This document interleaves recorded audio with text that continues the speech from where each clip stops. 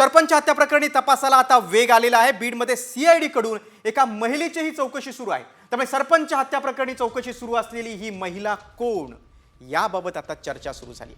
या अगोदर या प्रकरणात पुण्यातही एका महिलेची चौकशी झाली होती।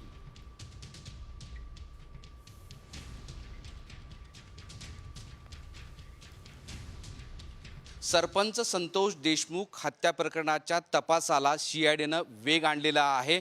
काही वेळापूर्वी बीड शहर पोलीस ठाण्यामध्ये एका महिलेला चौकशीसाठी बोलावण्यात आलेलं आहे। स्कार्फ बांधलेली महिला या ठिकाणी दाखल झालेली आहे। सोबतच सीआयडीचे प्रमुख SP सचिन पाटील आणि स्थानिक पोलीस त्याचबरोबर सीआयडीचं पथक तिथं त्यांना आणलेलं आहे। आता सध्या चौकशी सुरू आहे। गेल्या 4 दिवसांपासून सीआयडी मार्फत याची सखोल चौकशी सुरू आहे। काल 2 मोबाईल सापडले, त्यामध्ये काही व्हिडिओ सापडल्याची माहिती समोर आली होती। त्यानंतर आता संपूर्ण तपासाला वेग आलेला आहे। आज सकाळपासूनच वाल्मिक कराड याला पोलिसांनी अटक केली आहे, सीआयडीने अटक केली अशी चर्चा सुरू होती। त्यासोबतच तो शरण येणार अशी चर्चा सुरू होती। मात्र अद्यापर्यंत स्थानिक पोलीस किंवा सीआयडीने दुजोरा दिला नसला तरी या तपासाला अधिक वेग आलेला आहे। बीड शहर पोलिसांमध्ये सध्या चौकशी सुरू आहे आणि या चौकशीमध्ये आणखी काय काय पुढे येतं हे पाहणं महत्त्वाचं आहे। मोहम्मद इरफानचा माधव सावरगावे, साम टीव्ही बीड।